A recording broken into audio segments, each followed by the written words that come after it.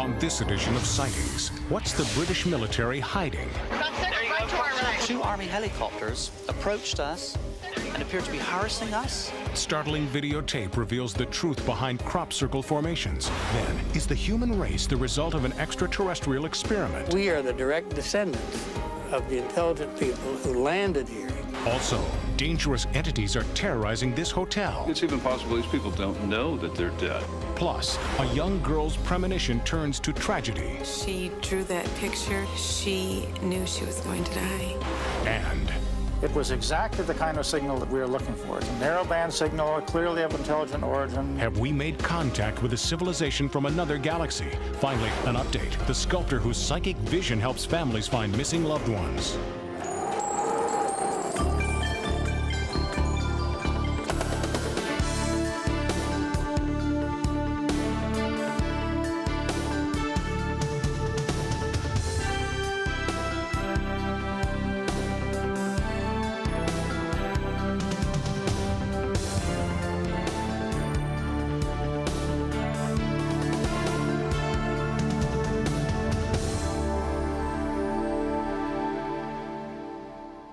Welcome to Sightings. I'm Tim White. The ancient hamlet of Avebury in southwestern England is the site of 2 distinctly different supernatural events. In the Avebury area, more than 300 crop circles have been discovered since 1990. And then there are the bizarre glowing orbs that locals have dubbed the Avebury Mystery Lights. The 2 phenomena seemed unrelated until recently, when videotape was shot showing what appears to be a glowing ball of light actually creating a crop circle. That isn't what you look at. This is a military helicopter circling a field in Avebury, England, as captured on home video. The researchers who shot this tape believe it is evidence that the British government is involved in secret crop circle research. Watch carefully as the helicopter hovers near a mysterious ball of light in the middle of your screen. In the field below, a crop circle.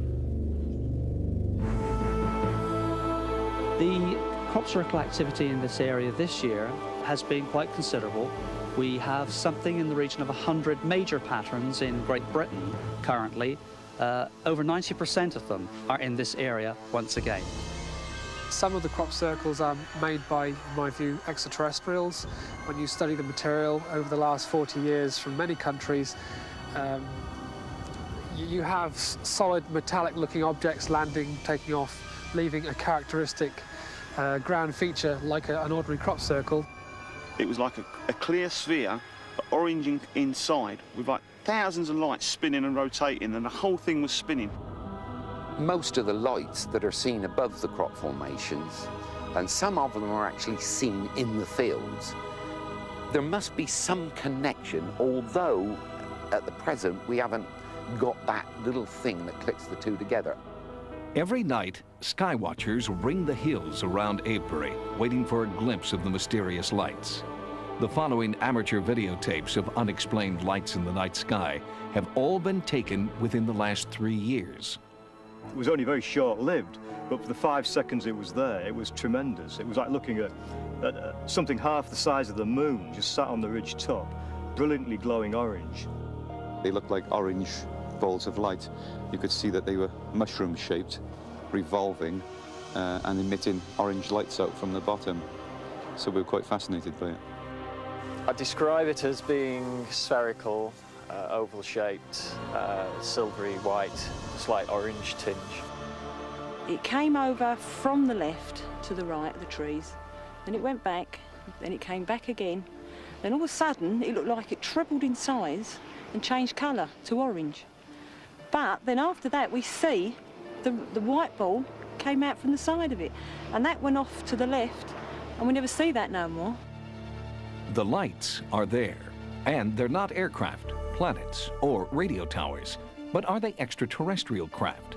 Most astronomers believe the Avebury Mystery Lights are a natural phenomenon, but so far they don't know much more than that.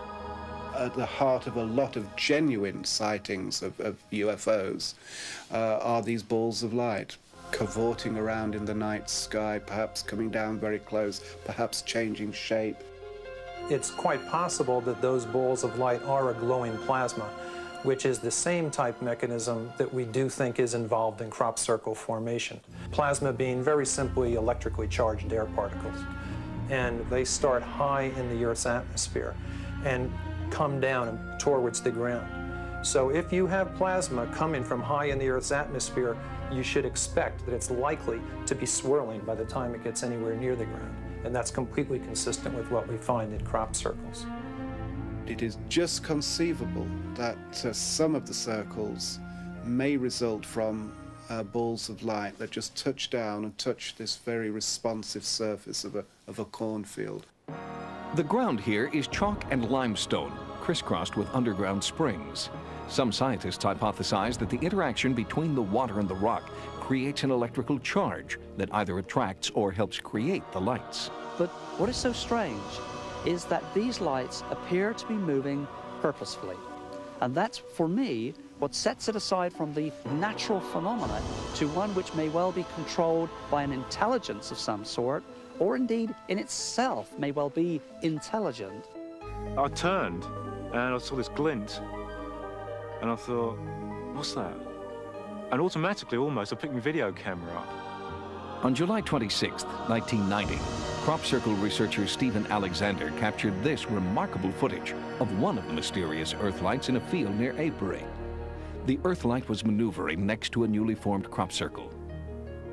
And this object just actually curved round and dropped into the crop and disappeared for a while.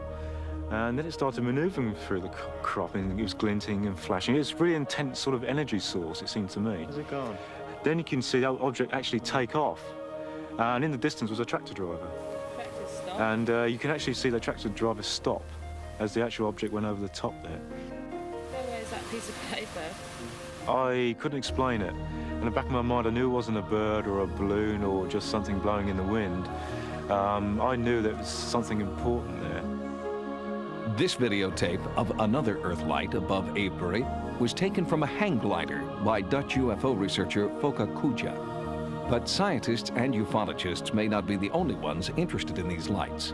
It appears that the British military is also studying the phenomenon. That is, mind you, look at these bristling with equipment.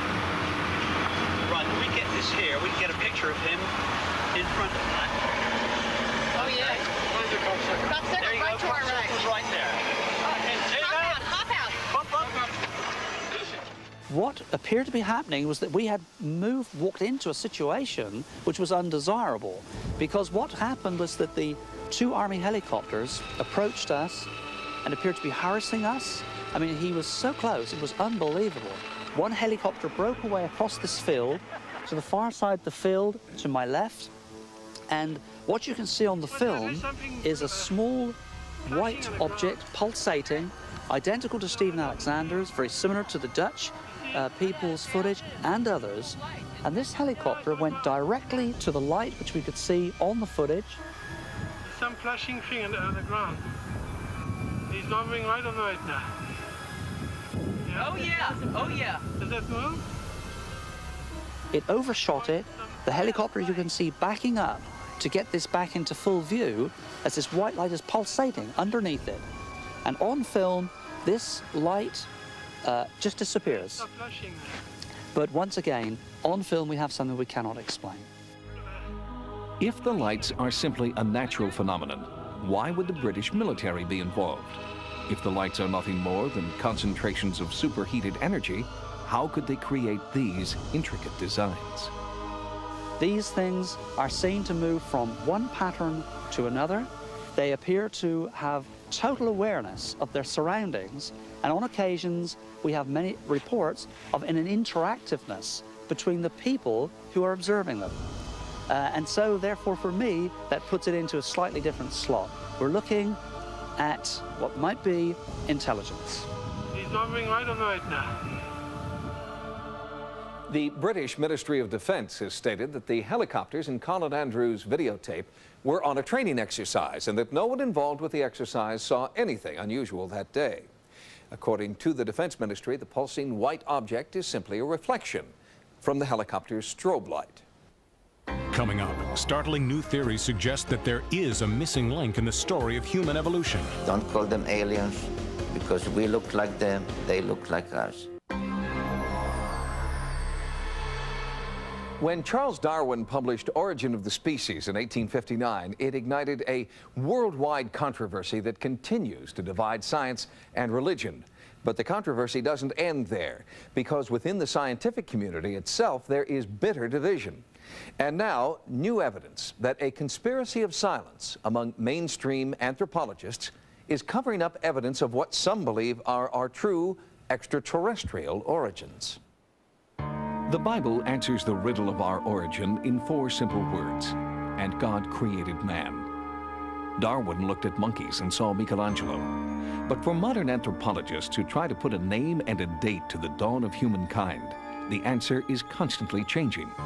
Fossils discovered recently in Ethiopia put our earliest ancestors at around 4.4 million years, but some scientists believe that there is evidence that we are much older than that. On an archaeological dig in Hueyatlico, Mexico, Dr. Virginia Steen McIntyre discovered tools that predated the earliest known humans. Her find created a storm of controversy. Don't really want to be in the center of a controversy. I never asked to be in the center of a controversy, but I'm here, and doggone it, I want to get the information out. I want to get at the truth. I guess that's what it is. Why does Dr. Steen McIntyre feel the need to protect her artifacts from her more mainstream colleagues? Why are contradictory findings being met with contempt instead of excitement? Some researchers charge it's because these new findings would turn modern anthropology on its head.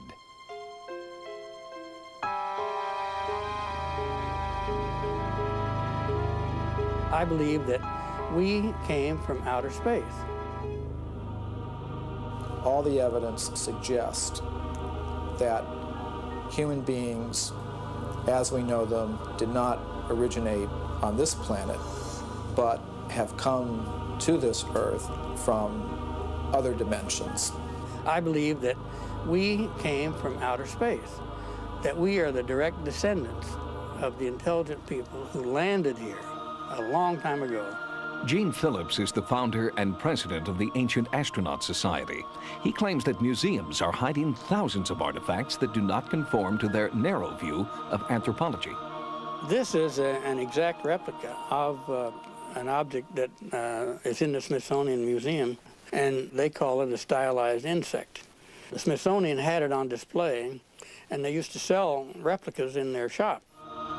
Phillips claims that after the Ancient Astronaut Society interpreted the object as a prehistoric space shuttle, the Smithsonian removed the original from public display. Phillips and his group have studied more than 150 ancient sites in 30 countries. These 5,000-year-old masks were unearthed in Eastern Europe. They bear a striking resemblance to modern-day depictions of supposed aliens, known as Greys. There's a site in Bolivia, South America, called El Fuerte. What it looks like is a catapult-type launch site for space vehicles. The Ancient Astronaut Society is not the only group supporting the theory of interplanetary contact. Author Zechariah Sitchin concurs in his book, The 12th Planet.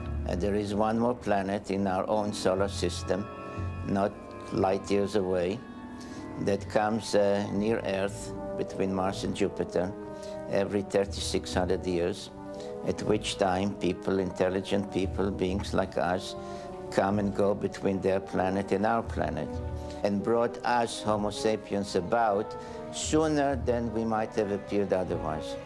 Don't call them aliens, because we look like them, they look like us.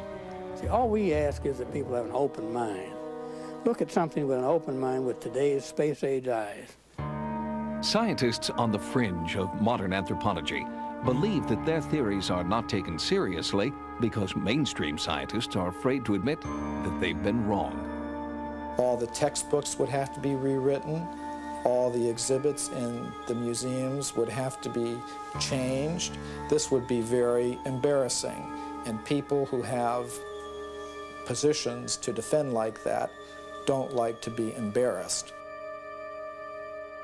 The idea of alien evolution does sound far-fetched, and its proponents are well aware of the fact that they're looked at as eccentric outsiders. They may not have all the answers, but it's often the so-called eccentrics who ask the most interesting questions. Next, they call him the recomposer of the decomposed, and he solved another case. The payoff emotionally is helping to put some of these cases to rest. Recently, Sightings profiled forensic sculptor Frank Bender. His uncanny gift for sculpting a human face on the bare bones of an unidentified skull has brought closure to many unsolved murder cases. And now, because of our original broadcast, another family can put a long-lost loved one to rest. In 1980, police made a grisly discovery in a row house on North Lithgow Street in Philadelphia. The body they found was badly decomposed and bore no resemblance to the young woman she once was. That's where forensic sculptor Frank Bender comes in. He has an uncanny gift for creating a face on a bare skull, for giving life, if only in clay, to the victims of unsolved crimes. His studio is the final resting place for men, women, and children who have no names. Bender's technique combines forensic science with an emotional, some call it psychic, attachment, and it works. On a previous Sightings, we profiled Bender and his amazing success rate. After the first segment of Sightings aired, I received numerous phone calls from people all around the country basically saying that they were thanking Sightings and also thanking me and the team involved for the work that we're doing. And now, the woman who Frank Bender resurrected from a skull found on North Lithgow Street has a name. The wondering and waiting are over for one Philadelphia family. After 15 years, they know what happened to Jackie. All these years, I never moved because I thought maybe she would come home. Never changed my phone number. Everything's been the same, just in case she would reach out, as they say, and phone home. Because of our broadcast, Frank Bender met police officer Virginia Hill, who works in the missing persons unit of the Philadelphia Police Department. Officer Hill inherited the Jackie Goff case 3 years ago. The search for Jacqueline Goff started with me in 1991. The first time Officer Hill visited Frank Bender's studio, she was struck by the resemblance between Jackie Goff and one of the busts Bender had sculpted. I came over to his studio and we talked about it on a show that he was doing. And we put two and two together and we both believed the same, that it was Jacqueline. Forensic evidence supported the matchup. Jackie's dental records indicated she had an extra tooth. So did the skull that Bender had worked from. A photo of the bust was given to the Goff family. They made positive ID. From here up, I would almost have to say positively that it was. Frank has never met Jackie, but when he made this, it seemed like he knew her when he made it, because that looks like her through her eyes, top part of her face. DNA results are still pending, but Frank Bender is confident he has made another match. The payoff emotionally is satisfaction, the satisfaction of helping to put some of these cases to rest. Officer Hill is continuing to work with Frank Bender on other missing persons cases. The future is promising. I work with families that are in great distress. A lot of families haven't heard from their children in 10, 15, even 20 years. And I get a lot of relief when the family has put it to rest, when we can positively identify someone and then they can go on with their lives.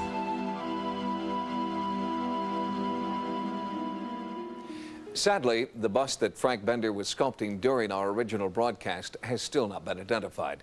Here, again, is the face of an unnamed child found murdered in Philadelphia in 1994. If you have any information about the identity of this little boy, believed to be 5 years old at the time of his death, please contact the Homicide Division of the Philadelphia Police Department.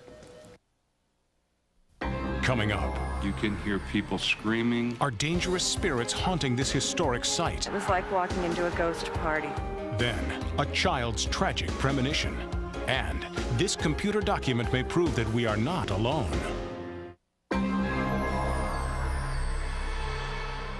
1849. The gold rush is on. More than 85,000 people flock to California in search of the mother lode. A few become millionaires, but most barely scratch out a living. And many of the legendary 49ers die, laboring with hand tools inside unstable mines. It is the ghosts of those who died trying that many believe are still here today, haunting a small town in the Sierra foothills of California. You can hear explosions, you can hear fire crackling, you can hear people screaming. In California's gold country, the mines are idle now. The streams and creeks played out.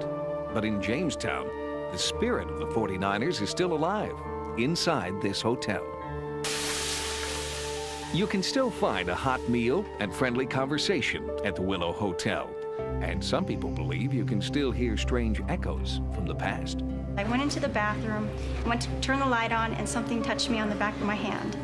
I've seen spices fly off the shelves, laughter in the kitchen when no one's there. Ceiling fans coming on by themselves, lights in here, constantly going on and off. Why does the Willow Hotel seem to be the focus of so much haunting activity? Many people believe it's because of a great mine disaster that killed 23 miners here in 1862. Before the dust had settled, construction began on the Willow Hotel. It was built directly on top of the mine, where so many had lost their lives. Jamestown tried to put the past behind it. The hotel thrived, hosting presidents and gunslingers. But the past did not go away. There's a lot of good here, but there's a lot of evil also. The Willow Saloon has been in constant operation since 1862, but for the past 10 years, no one has slept here. A series of mysterious fires have engulfed the sleeping quarters 3 separate times, and always on the same date in years ending in 5. July 21st, 1955, July 21st, 1975. When the hotel burned on July 21st, 1985, no one wanted to rebuild. We smelled smoke all day. And then later that evening, we spotted flames in the wainscoting over in the dining room. When the fire department came, they chopped the wall up and went through it and everything. Inside the wall, there was no electrical. There was nothing there to make that fire start. It just had started like from nothing. Then after we got the fire put out, then Kevin, the owner, asked us to stick around just in case it reignited. And at that time, we started hearing 2 scratches from underneath the bar floor by the waitress station. I took a fast exit out the door, and then shortly after that, out of this wall that I'm leaning against came like 2 massive exhales. Word spread about the strange fires at the Willow. A local news crew came in to conduct an overnight surveillance. We set the camera back on the tripod, and we left it just sitting there. Nobody touched it, and the camera went to black and white, and we had electrical was blinking in and out, and the walls of the booth in the front there started rolling as if like an earthquake, was making the walls roll out. We did play it back. Yeah, we had lines going across it and then it started rolling, and then ever since then I haven't been able to really view it. It kept shutting the VCR off, ejecting the tape, and it was a brand new tape. That same television crew took these photographs and claimed they saw transparent entities hiding in the shadows. I just looked across the room and I just saw somebody standing at the booth, and as soon as I got up, he just disappeared. He was gone. That was the reason why I took a picture of the booth to see what would happen. And then it appears that there are 2 faces in the booth, one on each side, and one of the faces looks like he has like a miner's hat. Are these entities somehow responsible for the fires? Do they have a connection to the Great Jamestown Fire of 1896 that destroyed almost everything but the Willow? In the late 1800s, when the town was burning and they dynamited some of the other buildings to save this one, they said while they were dynamiting, a man was killed, and they said one of the kinfolk from the man that was killed is who keeps lighting this place on fire. Or is the haunting here related to the turbulent times the Willow experienced during Prohibition? In 1925, Gus Ratto, who was leasing the bar at the time, went upstairs to his wife's room and called to her, and when she opened the door, he fired 1 shot into her head and turned around and shot another into his own head. Since 1972, The places belong to the Mooney family. When Kevin Mooney took over 4 years ago, he was a confirmed skeptic until he had his own sighting. I'm getting ready to walk through the back door when I look up at the window and there's eyes like red like this, 2 red eyes looking through the window, and my heart started going, oh God. I get outside, my heart's blah, blah, blah. I look around, there's nothing there. The Mooneys had earlier contacted parapsychologists Nick Nocerino and Chuck Pelton to conduct a thorough investigation. You got something here that's very hot. Very hot. This is where the apparition should be. If there's going to be an apparition, it should be in this area. When you walk through this building, you still feel heat, you feel fire, you smell smoke. Pelton and Nocerino believe that there are 3 layers of hauntings here, caused by what they have termed residual thought forms. Well, thought form is probably an event that took place that these people are reliving. And if you tie that into a quick death, had it been from a fire explosion, a mine cave-in, it's even possible these people don't know that they're dead. No one can predict if the haunting forms of the past will appear again. But you can bet everyone in Jamestown will be keeping an eye on the willow every July 21st, ending in 5. The pattern of fires occurring on the same date nearly every decade since 1955 has all the earmarks of a classic arson pattern. That's what the Tuolumne County Fire Department originally thought. But their extensive investigation has ruled out arson as a possible cause. When Sightings continues, a child's premonition turns tragedy into hope. Katie was given a glimpse from the other side. Most psychical researchers believe that we are born with extraordinary powers of ESP, but as we grow older, our psychic ability is weakened by a world that teaches us to rely on empirical thinking. If this is true, it might help explain why young Katie Thronson had a premonition of death that tragically came true. This is the last picture Katie Thronson ever drew. It was her vision of another life beyond this one. It seemed to spring from an active imagination, but less than a week after Katie showed the drawing to her mother, the little girl, who seemed heaven sent, was gone. Katie was a beautiful little girl who was really happy and was always kissing people, just really loving. She would always have her arms around other children. She seemed to be the one that always brought children together. Over the course of almost 7 years, she had hundreds of drawings. She expressed herself by drawing hearts all the time because she was filled with love. Julie Thronson vividly recalls one day in October of 1991 when Katie came to her out of the blue with an unsettling question. She came into the room where I was sitting, holding a tablet that she had been drawing on, and in a real innocent way came up to me and asked me, "Mommy, am I gonna die?"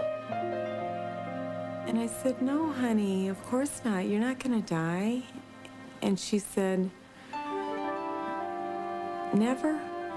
And I said, "Katie, no, you're not gonna die." Then she just danced off, happy that she wasn't gonna die. But 2 days later, Katie developed what appeared to be a severe flu. The next day, her condition worsened, and she was rushed to the hospital.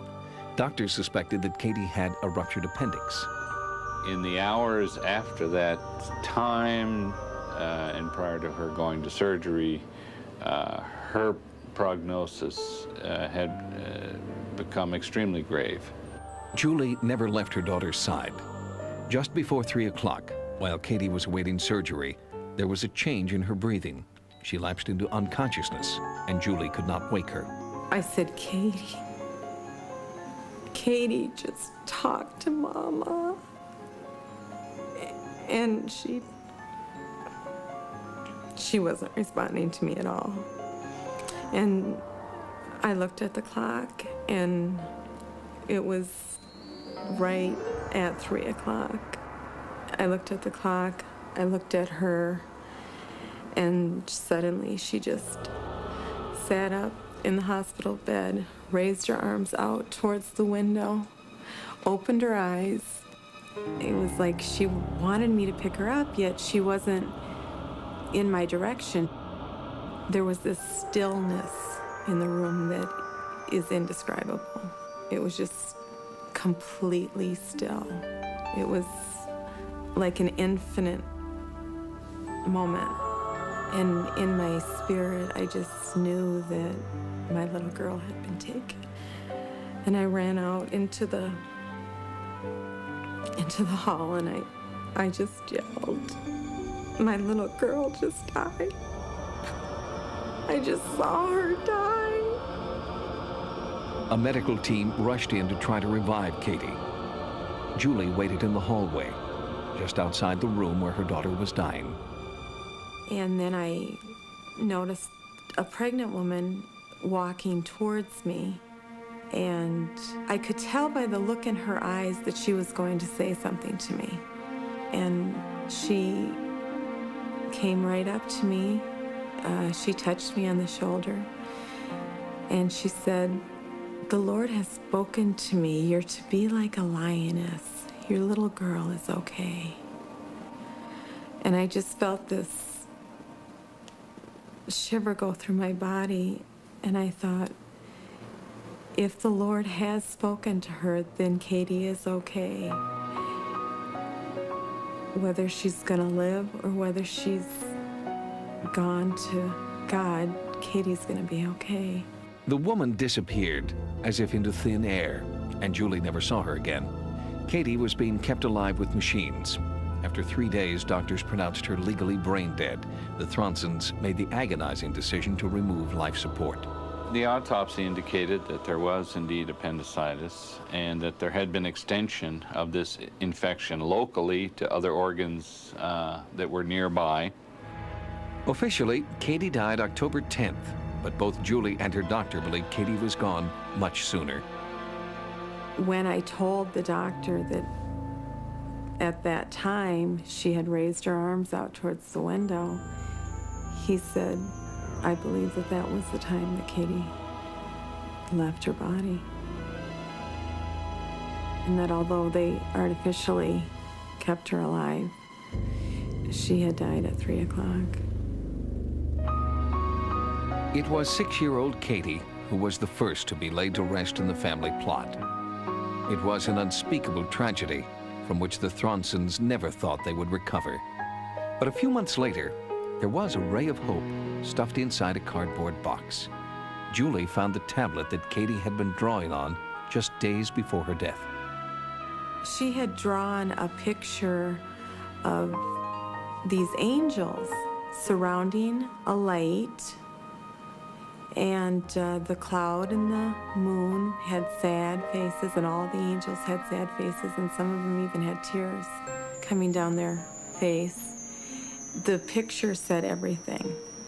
When I saw it, I knew without a doubt that Katie had a premonition. Julie drew strength from that cherished drawing. Then, 5 months after Katie's death, a picture appeared in Life magazine that seemed to confirm Julie's belief that her daughter's drawing was a premonition. This 19th century engraving was part of an article about life after death. The depiction of a welcoming vortex of light was strikingly similar to Katie's own vision. Both pictures have a circular pattern that resembles the tunnel of light commonly reported in near-death experiences. Coincidence? Or did Katie receive a divine message? She knew she was going to die. She drew that picture. She asked me, "Mommy, am I going to die?" Whether or not she knew the meaning of it, I believe her spirit did. Author Dr. Gerald Jampolsky is a child psychiatrist who counsels bereaved families. After Julie Thronson saw the Life magazine article, she wrote to Dr. Jampolsky and asked him to look at Katie's drawing. I pointed out that at 3 o'clock, it looked like one of the angels was going toward the center, going toward the light. I was like amazed for a minute, and he continued, but I'm thinking, he doesn't know. that Katie died at 3 o'clock. There's no way he could know that. Julie also tried to find the pregnant woman who had comforted her. The hospital gave her the names and phone numbers of all the women in the maternity ward that day, but none of them remembered speaking to Julie. She was obviously an angel. There was some kind of a message there of life and death and birth. The cycle of death and birth continues. There is a new life in the Thronson family. Little Cody was born on October 7th, 1992, 1 year to the day after Katie died. It was an uncanny coincidence. I was once told a definition of coincidence that I've always found very helpful. A coincidence is a miracle in which God wishes to remain anonymous. That makes a lot of sense to me. When the Thronsons take Katie's brothers and sisters to her grave, the family remembers and talks about what they believe is God's plan. It was a gift from beyond, maybe a gift from God. The impact that drawing has had on our life is just beyond words. We have this to share with people. We have the hope to share with people that there is a beautiful side to all of this. It helped us in the healing because it gave us both peace. I felt honored that Katie was given a glimpse from the other side. There's just the fact that there's life after death. And even though we can't see it, it exists. Just a few weeks ago, the Thronsons were in a serious car accident. Fortunately, everyone's all right. They're recovering at home. But something strange happened during that crash. 3-year-old Christopher told his mother and father that right after the moment of impact, he saw Katie. Up next. It was 5 to 6 times stronger than any signal in the past. After receiving what could be an extraterrestrial message, this facility could be shut down. The radio telescope at Ohio State University in Columbus is nicknamed the Big Ear. Its job is to listen for anomalous sounds in the cosmos that might be evidence of intergalactic communication. If someone out there is trying to get our attention, the Big Ear is probably the telescope that will bring the message to us. Man has always wondered, are we alone in the universe? Are there other intelligent beings somewhere that we might perhaps converse with at some point, or at least learn of the existence of? The universe has no beginning, no middle, and no end. In such a limitless ocean of planets, moons, and stars, are we really the only life forms searching outer space? Is another civilization trying to make contact? Astronomers operating this telescope believe contact has been made. It was exactly the kind of signal that we were looking for. It's a narrowband signal, clearly of intelligent origin, clearly not interference, not any of those things. In the late 1950s, Ohio State University began construction on what would become the world's largest radio telescope. It was designed to pick up and record the noises of space. And for over 15 years, it cataloged a symphony of static pops and hisses that were emanating naturally from satellites, stars, and explainable sources. Then, in the mid-1970s, the radio telescope known as the Big Ear received NASA sponsorship and began listening for evidence of extraterrestrial intelligence. In 1977, they got their first hit. I had the task to look at the computer printouts to see if there was anything interesting. Anything 4 or above was definitely unusual. Well, this was the equivalent of 30, and so it was so strong, 5 to 6 times stronger than I had seen any signal in the past, that I was astonished and immediately wrote the word "wow!" exclamation point in the margin of the computer printout. The very strange thing is we have these 2 beams in the sky. We saw it in only one of those beams.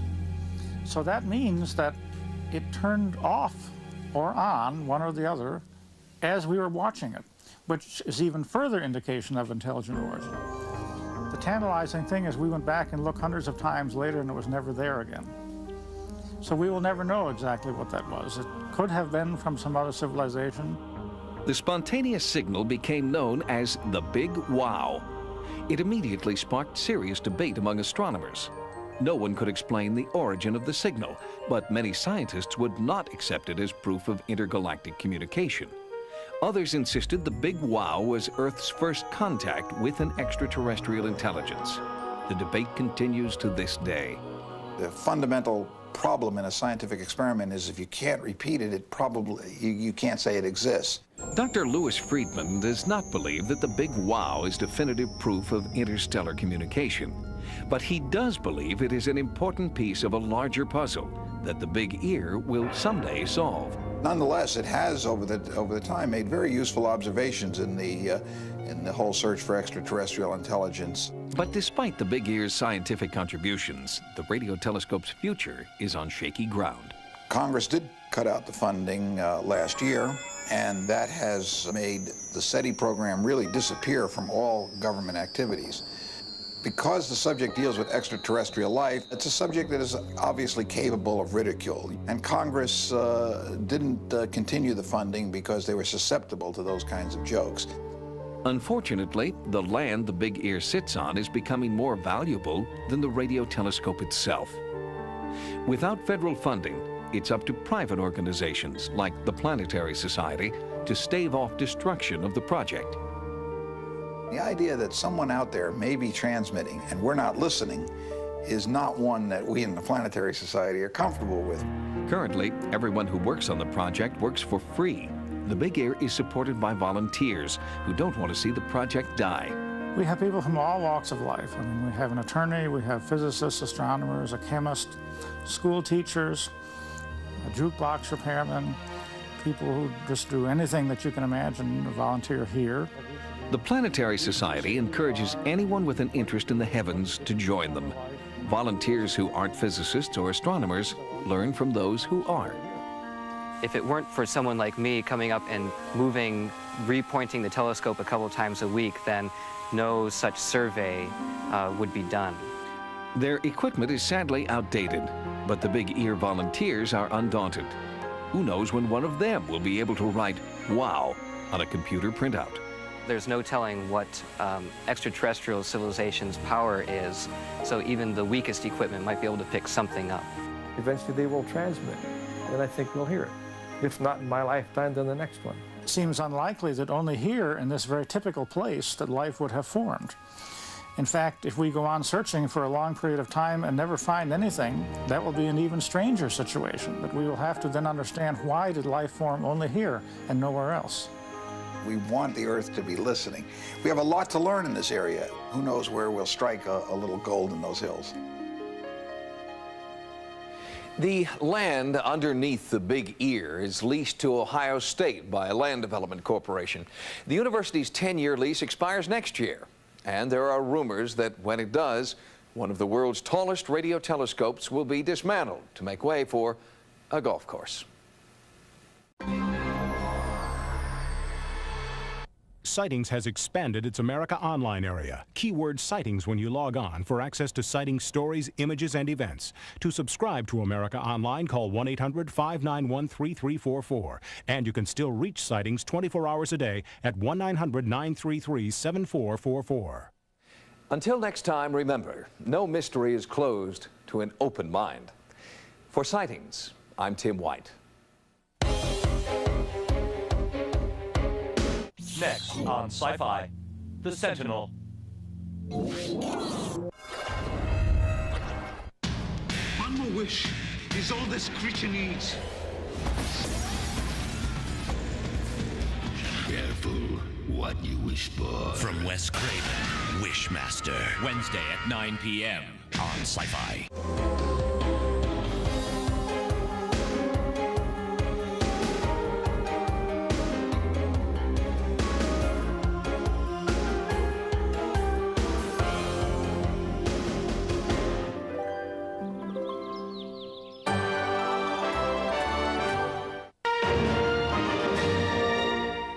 Every night, skywatchers ring the hills around Avebury, waiting for a glimpse of the mysterious lights. The following amateur videotapes of unexplained lights in the night sky have all been taken within the last 3 years. It was only very short-lived, but for the 5 seconds it was there, it was tremendous. It was like looking at something half the size of the moon, just sat on the ridge top, brilliantly glowing orange. They looked like orange balls of light. You could see that they were mushroom-shaped, revolving, and emitting orange lights out from the bottom. So we were quite fascinated by it. I describe it as being spherical, oval-shaped, silvery white, slight orange tinge. It came over from the left to the right of the trees, then it went back, then it came back again. Then all of a sudden, it looked like it trebled in size and changed colour to orange. But then after that, we see the white ball came out from the side of it, and that went off to the left, and we never see that no more. The lights are there, and they're not aircraft, planets, or radio towers, but are they extraterrestrial craft? Most astronomers believe the Avebury mystery lights are a natural phenomenon, but so far they don't know much more than that. At the heart of a lot of genuine sightings of UFOs are these balls of light, cavorting around in the night sky, perhaps coming down very close, perhaps changing shape. It's quite possible that those balls of light are a glowing plasma, which is the same type mechanism that we do think is involved in crop circle formation. Plasma being very simply electrically charged air particles. And they start high in the Earth's atmosphere and come down towards the ground.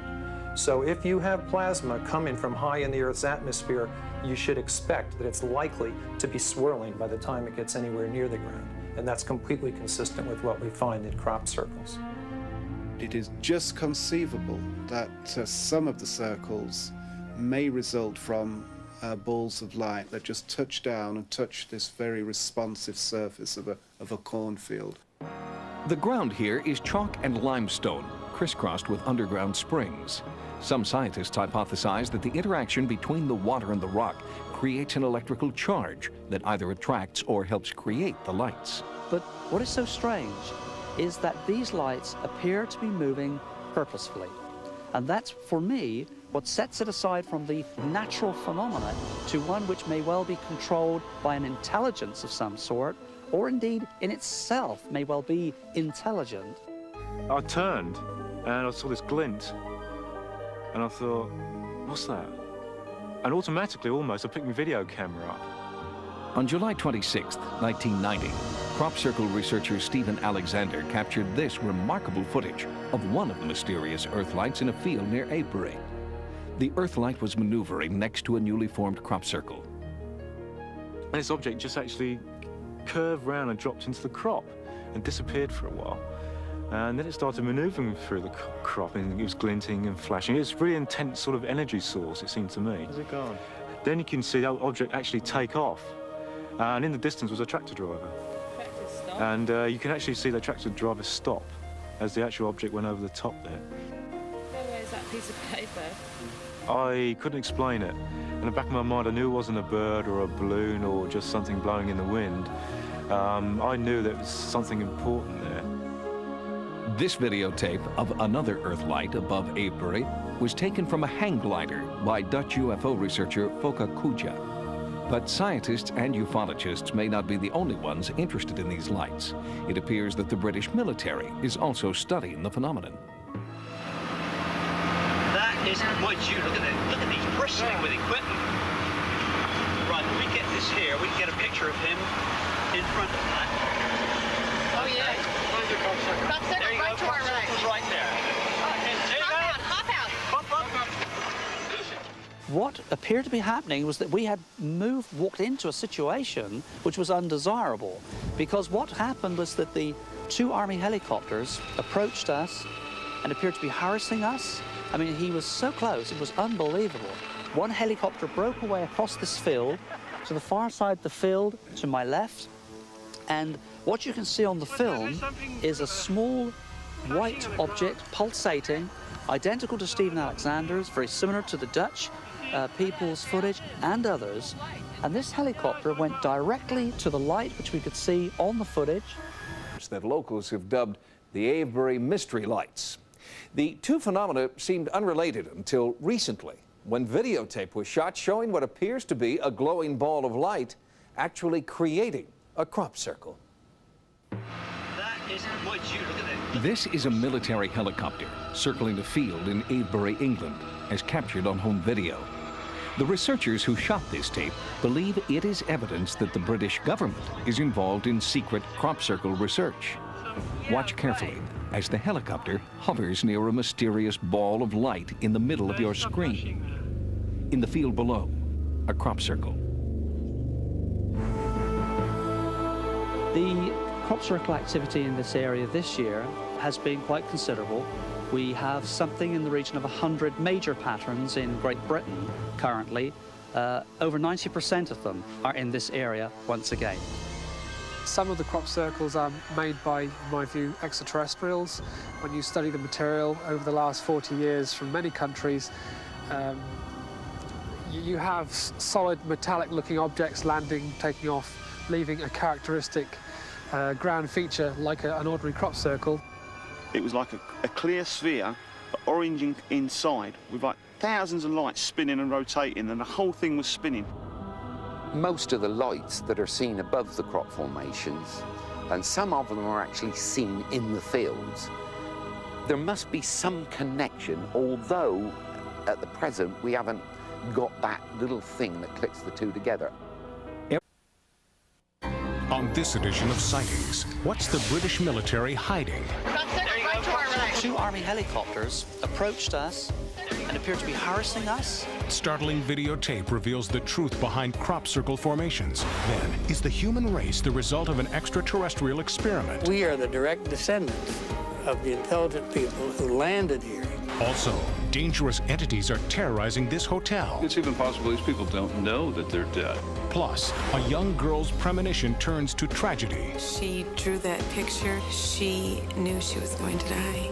And it was exactly the kind of signal that we were looking for. It's a narrowband signal, clearly of intelligent origin. Have we made contact with a civilization from another galaxy? Finally, an update. The sculptor whose psychic vision helps families find missing loved ones.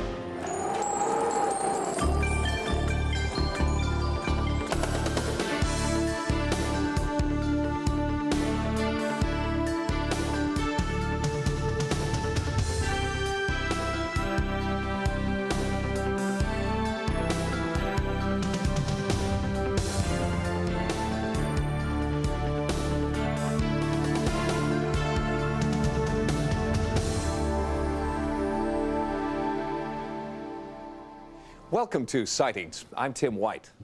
The ancient hamlet of Avebury in southwestern England is the site of two distinctly different supernatural events. In the Avebury area, more than 300 crop circles have been discovered since 1990. And then there are the bizarre glowing orbs.